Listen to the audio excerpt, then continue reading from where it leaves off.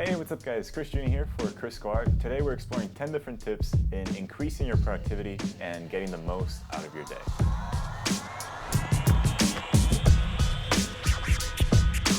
So tip number one is do more by doing less. And I know this sounds a little bit weird for this kind of video, but sometimes you can feel a little bit overwhelmed just by having too much on your plate and just too many thoughts on your mind. Sometimes even just a feeling of just having to do so much at the very beginning of your day can just stop you right on your tracks. So it's just better to make a plan and do a few things one day at a time rather than just creating an unachievable amount of things to do in a day and not getting through almost any of them. So cut your to-do list down and really plan and prioritize just a few things and take it day by day. Number two is take breaks. A fresh mind can work much better and much faster than a tired one. So just take a break. After an hour or so of working, make sure that you get up and, from whatever you're doing, go outside, go for a walk. Just take a rest and allow that time to really reset your mind so that you can get back to work and tackle it with a fresh mind. I would sometimes edit for hours, and the only breaks that I would take and I would allow myself is just going to the bathroom and eating, which is not only bad for your health, but it just increases stress and it just kills concentration. But ever since, I've literally forced myself to just go out and do something else, even exercise for a few minutes or just get distracted and relax. I've noticed that with just a few breaks, my workflow has sped up significantly. Number three is focus on yourself in the morning. When you first wake up, avoid emails, avoid anything that can just add stress, and just don't do any work in the morning. And I know this video is kind of sounding like how to be lazy 101, but these are all things that can really help you, especially at the beginning of your day when you're just waking up. Your body needs a little bit of time to boot up. So just allow the entire morning, if you can, to yourself. So personally, what I do when I first wake up is just make my bed. And I was always against making beds. Why do I need to make this look nice? It's just a waste of time. If you add all of that time, it's like days and days of just making beds, and then you'll be dying and you will have spent days of your life that you could have been adventuring out just making beds.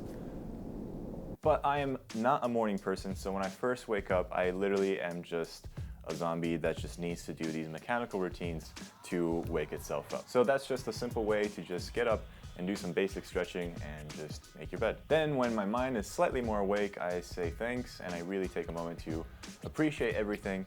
And this has changed, not so much in terms of productivity, but it's just made me a more positive person throughout my day. Like, once you put things into that sort of perspective where you wake up and you're just thankful for being alive and breathing and being able to really seize the day and make the most of it, if you say these kind of things out loud, or if you really think about them, all of the other little minor annoyances that can happen during that day just become very insignificant and they don't seem to bother you as much. And then after that, I usually do a little bit of meditation. I mean, it doesn't have to be anything crazy. I can just be like 10 or 20 minutes to really, again, help with waking up my mind, because I really have to fight through it to get up and just get going. Right after that, I actually go to the gym and I work out for a little bit, and that is just a great way to get your blood going and circulating through your body.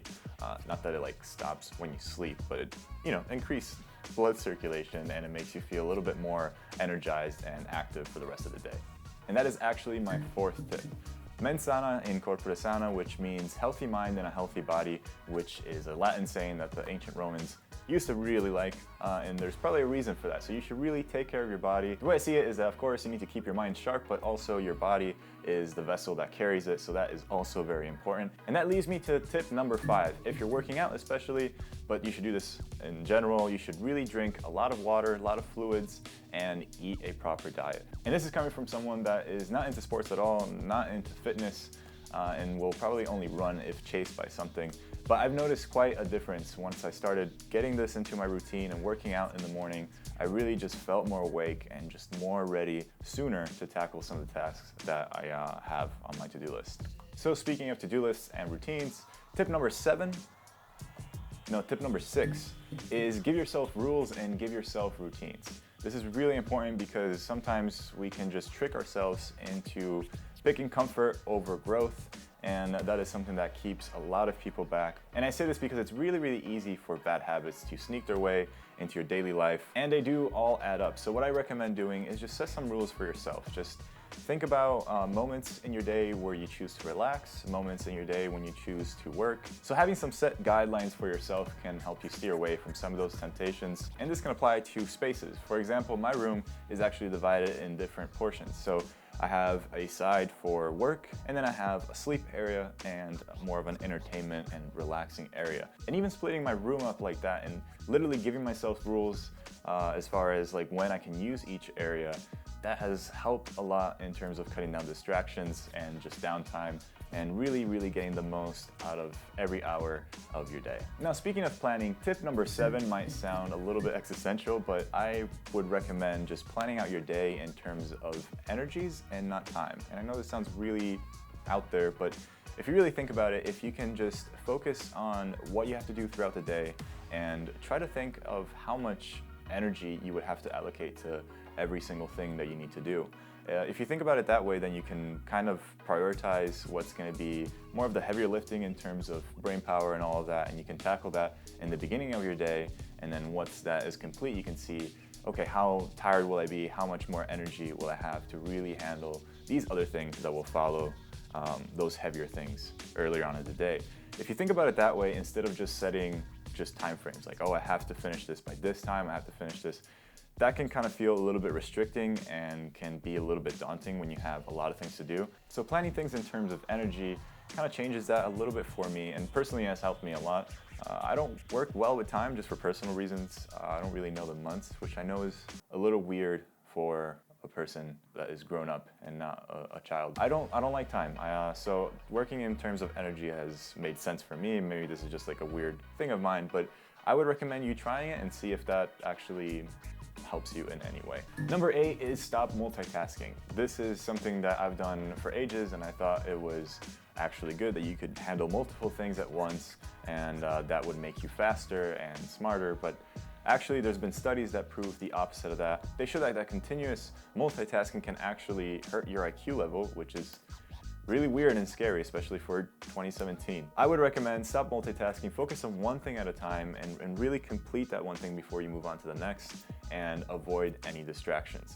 So multitasking doesn't have to apply, obviously, to just working on multiple things. It could also mean working while you're checking your Facebook or doing other things like that. So if you're doing one thing, close all tabs, Facebook, emails, and just focus on that one thing that you're doing, and then move on to the next thing after that.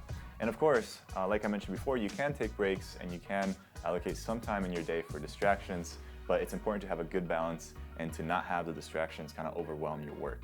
Number 9 is avoid postponing things. This is something that I'm guilty of. I'm still working on it. I'm not very good. I always keep things into the very last second, and sometimes that works, sometimes it doesn't. So I really recommend not postponing things, not just because you might risk a deadline or anything like that, but also when you do things right away, it kind of gives you a sense of reward and just happiness. And that good feeling makes you want to do more things, and it just makes you seek to complete more tasks throughout your day.